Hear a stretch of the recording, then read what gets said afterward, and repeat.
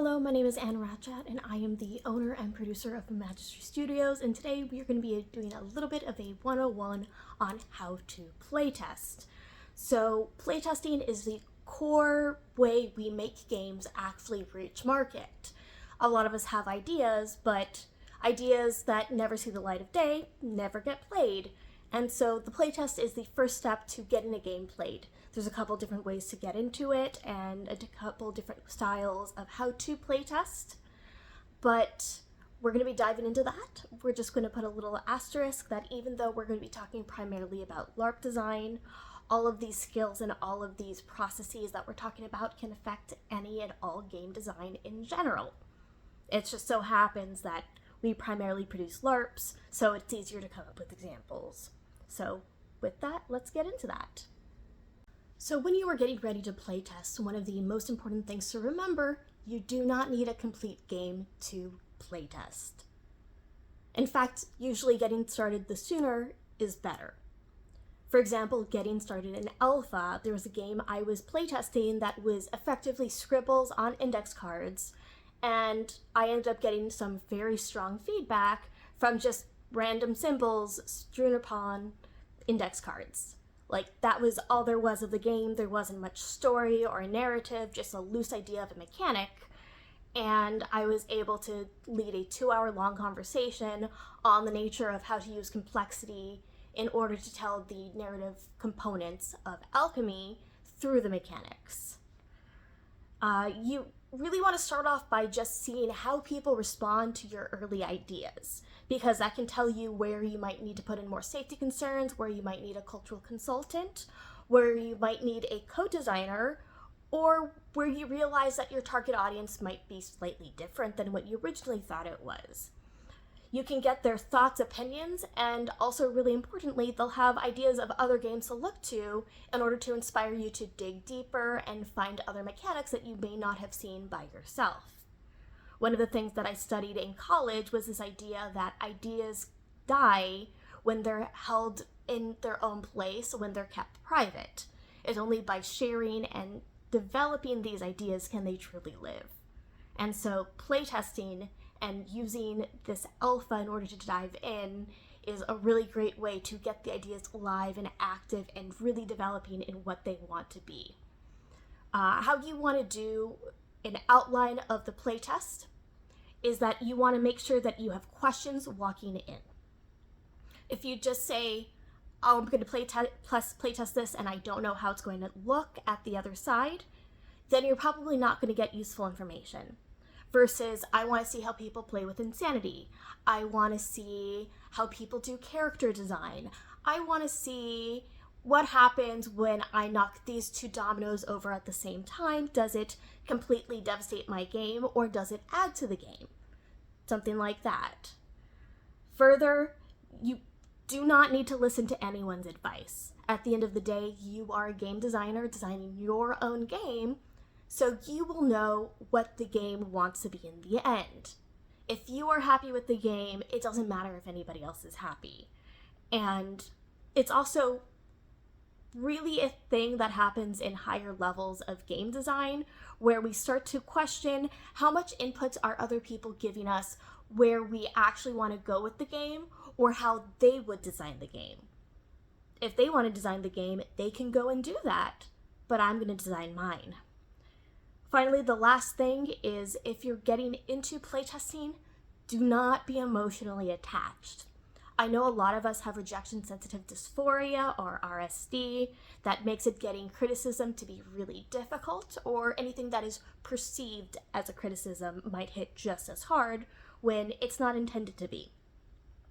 So it's really important to remember during this time that we are playing with the red pen of love. People are sitting with you and playtesting this game because they care about the final outcome that comes from it. It's a big opportunity, and it's really what you make out of it. So, don't take it too seriously, and if the playtest goes poorly, there's always time for another playtest. Okay, so the first style of playtest that I recommend everyone start with and learn how to playtest from is the mechanic-specific playtest. This is where you're honing in on one specific mechanic and seeing how that plays out of context of the rest of the game. It requires a specific buy-in from the players because they're not going to be getting a full experience. They're just going to be getting a little bit of a sneak peek behind the curtain of the game design, which is fulfilling for some people, but other people really want to get that full story experience. So not every playtester is going to be right for this type of playtest. It is important to jump straight into whatever that interesting thing you are experimenting in. It's really useful for combat, for things like specific mechanics for stealth. There is the Blades in the Dark flashback mechanic. All of these have gone through individual mechanic-specific playtests in order to make sure that they make sense by themselves in order to actually support the game when you get later on in. Okay, so you've gotten the mechanic, you've done your alpha, and gotten how people are interacting with the themes and tropes of the game. So, now what? And that's where you can start throwing story on top. This is the one-shots and campaigns that we do to playtest games. And they have some similarities, but they also have some differences, so we're going to start off with how these things are the same. These story-based playtests tend to be the more fun ones, so you'll tend to have a larger audience willing to participate in the process of designing the game, because they still feel like they're actually playing, even if the rules are changing as it's going, and maybe you are making some course corrections because some of the rules as written just don't work the way you wanted it to. Sometimes there's additional plot points which makes one character overpowered for unintentional reasons. And so that's all where this style of playtest comes into play. You aim for a complete story where you have a beginning, the tension, the middle, the drama, and finally the conclusion or the catharsis that all of the players end up seeking in the process of telling their story. You want to inform players that even if they're getting a story, this is still a playtest, because that is going to change how they're interacting with the game, and that may or may not be what you're looking for.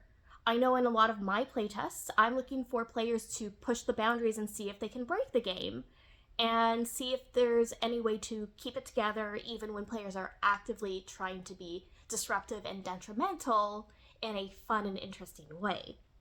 They're not going to behave in that way if I don't tell them, hey, here's a hammer, go try to have fun.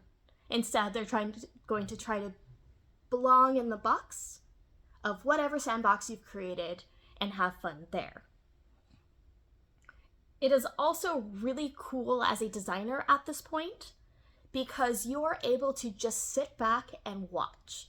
A lot of your hands-on actions are going to be more completed because you know the mechanics stand up on their own, have been communicated effectively, and now you just need to see how they play. So it's kind of cool to also get into the playtest yourself, because at the end of the day, you are looking to make a game that you ideally would enjoy yourself. So knowing how the game was supposed to be designed, and then jumping into the game and playing it and seeing if it actually plays the way you designed it to can be a really cool way.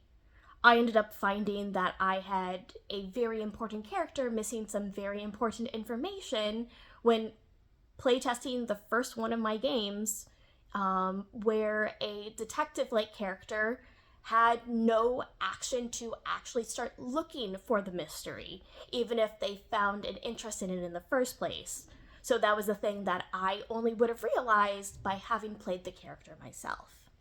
So now, when do you choose to run a one-shot and when do you choose to run a campaign? And we're going to be diving into that. Starting off with one-shots. Typically when we see one-shots, it's going to be more common for parlor games because the game is complete, or at least the story we're trying to tell is complete, but we're not sure if the balance is right. So we just need to run through that script in order to see if it actually plays out the way we want it to. Typically, these are going to be 4 hours to 16 hours, but your mileage will vary. Some are longer, some are shorter. I've seen games run as short as 1 hour.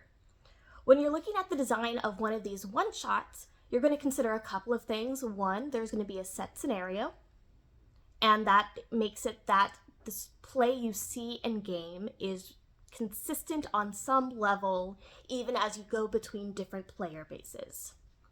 The characters may or may not be pre-written, and that's depending on if you are actively playtesting a specific set of characters with specific story prompts, or if you're looking for some sort of system that allows people to have more free expression.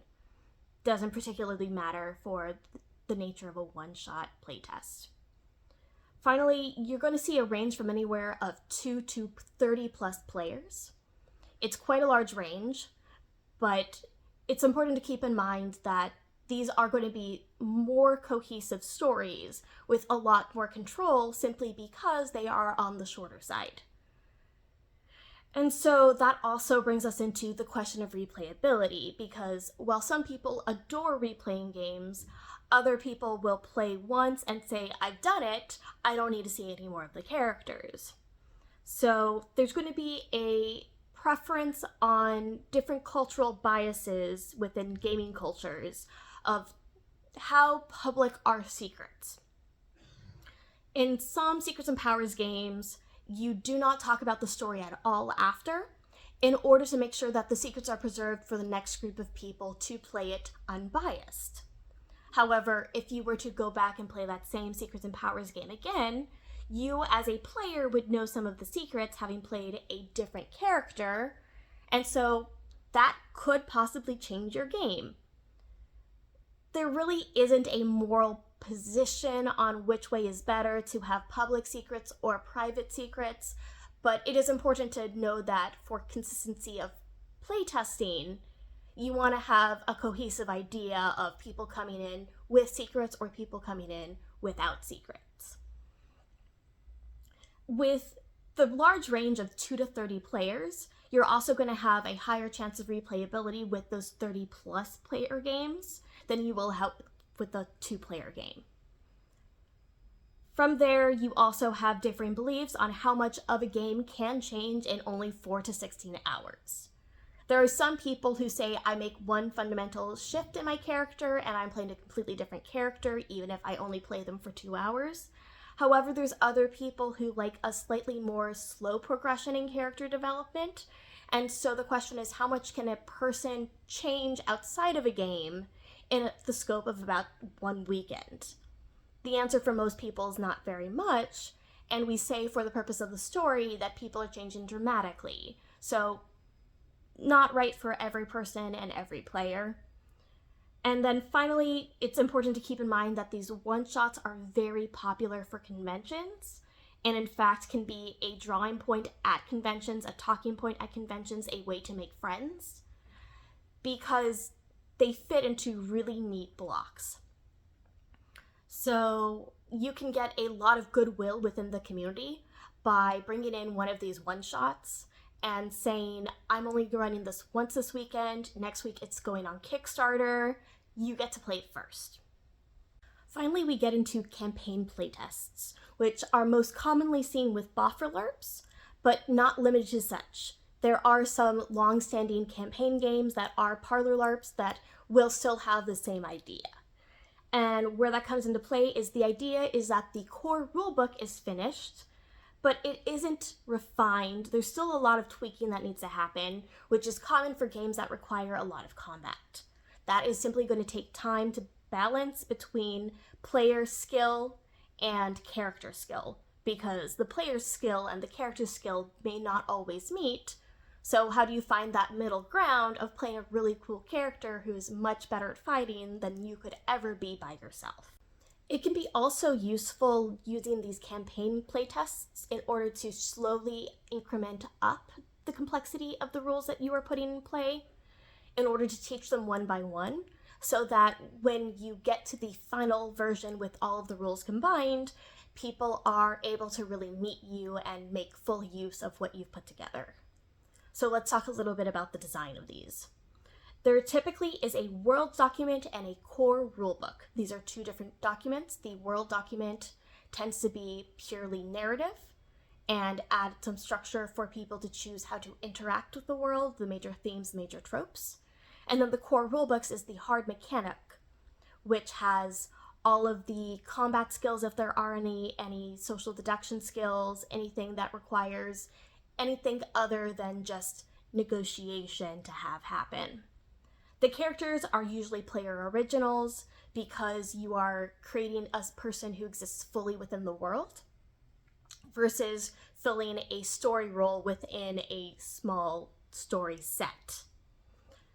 In SoCal, there's a couple of games that run with this campaign style currently, and they range anywhere from 5 to over 400 players. So because you're dealing with a more organized rulebook, there's a lot more room for variability and to find other ways of playing within the system. These tend to be highly replayable because, as we mentioned, it has a core rulebook, which means not only can you put together these one-shots out of that entire world document, but it also allows you to create additional arcs, create additional stories like one would in D&D. It's very similar in the way that it comes together.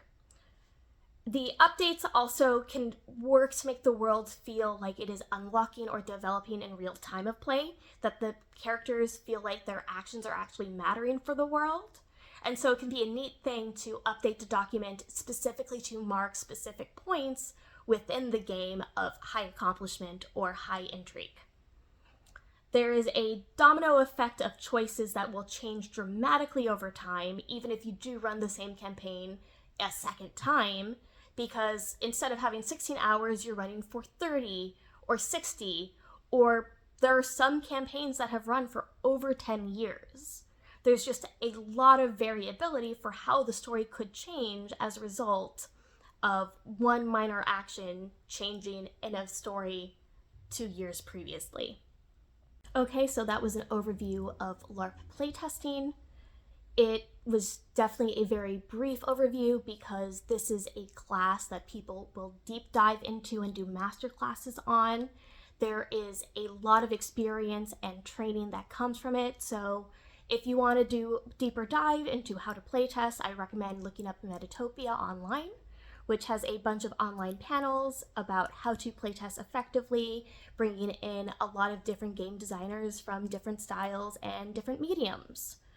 You can also keep an eye out because a lot of colleges will continuously put out some master classes on these topics in order to figure out how to level up and do a little bit better in your next playtest.